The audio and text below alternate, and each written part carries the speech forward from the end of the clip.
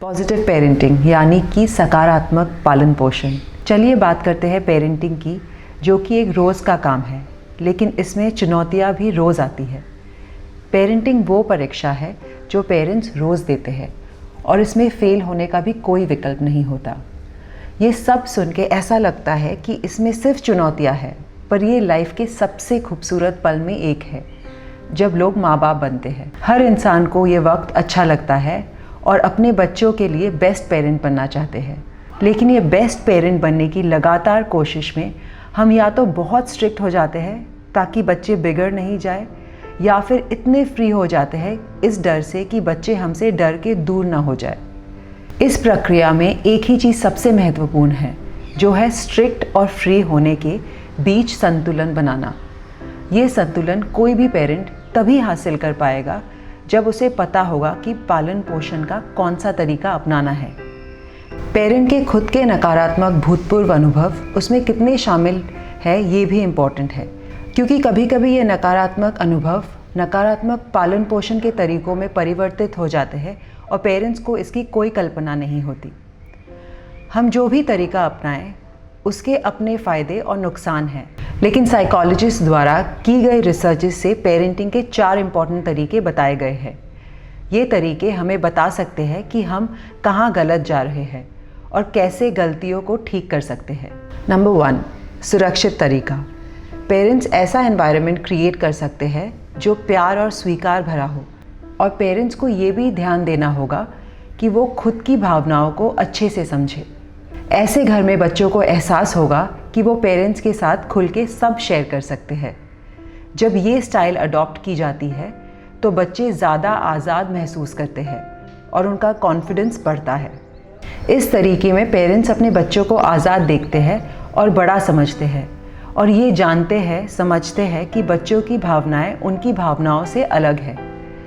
बच्चों को ये फील होता है कि पेरेंट्स उनको समझते हैं, लेकिन इसका ये मतलब नहीं है कि पेरेंट्स कोई गलती नहीं कर सकते। पूरा टाइम बच्चों के साथ रहना और उनको समय देना संभव नहीं है, लेकिन बच्चों के मुश्किल टाइम में पेरेंट्स उनके घाव भर सकते हैं, तो इससे सुरक्षित संबंध बनाया जा सकता है। एग्जाम्पल के लिए, सुरक्षित वातावरण में पला बड़ा बच्चा कहेगा कि मेरे लिए दूसरों से घुलना मिलना आसान है, मुझे ये डर नहीं रहता कि मुझे कोई अकेले छोड़ के चला जाएगा। मैं कंफर्टेबल हूँ दूसरों से हेल्प लेने में और समय आने पर दूसरों की मदद भी कर सकता हूँ। नंबर 2, चिंतित तरीका। ये तरीका अपनाने वाले माँ बाप डिपेंडेंट होते हैं उनके बच्चों पर खुद की अधूरी इमोशनल ज़रूरतों को पूरा करने के लिए। इसका असर ये हो सकता है कि बच्चे एंग्शियस यानी कि चिंतित होते हैं। इन बच्चों में प्यार की एक भूख जग जाती है, क्योंकि उनको माँ बाप से वो अटेंशन नहीं मिलता। बच्चे माँ बाप से कभी भी दूर नहीं जाना चाहते। बड़े होकर भी इन बच्चों को दूसरों पे भरोसा करने में दिक्कत होती है। इसीलिए ये ध्यान रखना बहुत ज़रूरी है एज पेरेंट्स कि हम अपने बच्चों को खुद की सराहना होने के लिए यूज़ ना करें। एग्जाम्पल के लिए, चिंतित वातावरण में पला बड़ा बच्चा ये कहेगा कि मुझे हमेशा से ये डर रहता है कि मुझे अकेला छोड़ दिया जाएगा और लोग मुझसे दूर हो जाते हैं, क्योंकि मैं बहुत ज़्यादा भावुक हो जाता हूँ किसी भी छोटी बड़ी बात से, जिससे लोग डर जाते हैं। नंबर 3, खारिज तरीका यानी कि अवॉइडेंट या डिसमिसिव। इस तरीके में पेरेंट्स बच्चों की बेसिक ज़रूरतों का तो ध्यान रख लेते हैं, पर उनकी इमोशनल ज़रूरतों का ध्यान नहीं रख पाते।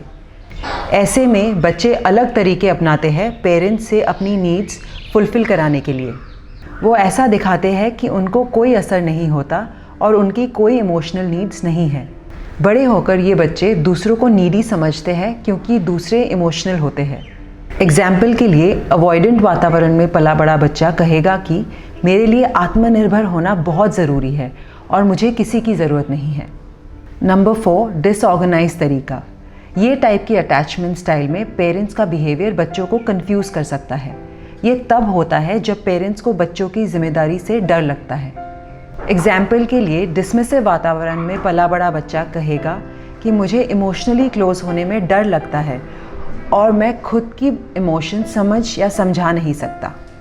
मैं खुद को लोगों से दूर रखता हूँ ताकि मुझे कोई हर्ट ना कर सके, और मेरे हर रिश्ते में सेम चीज़ रिपीट होती रहती है। पेरेंटिंग तो एक ऑटोमेटिक प्रोसेस है जो टाइम के साथ सब सीख जाते हैं, लेकिन अगर हम पहले से कुछ बातें ध्यान रखें तो आगे चलकर बच्चों के लिए अच्छी होगी, तो फ़ायदा बच्चों और पेरेंट्स दोनों का होगा।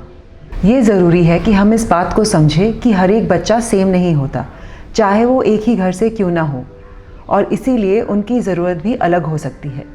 एक सबसे अच्छा उपाय है कि पेरेंट्स बनने से पहले लोग थेरेपी या काउंसलिंग सेशन लें। इससे उन्हें ये फ़ायदा होगा कि उनके पास्ट के नेगेटिव इमोशंस आगे फ्यूचर में दिक्कत नहीं लाएंगे। जो भी उनके साथ गलत हुआ हो वो अपने बच्चे के साथ अनजाने में वो गलतियाँ नहीं करेंगे। इसीलिए अगर आप ऐसी कोई भी डिफ़िकल्टी फेस कर रहे हो या किसी को जानते हो जो इससे गुजर रहा है, तो आप हमें डायरेक्टली कॉल कर सकते हैं ऑन 8151830000 या हमारी वेबसाइट पर लॉगिन करें www.vedawellnessworld.com।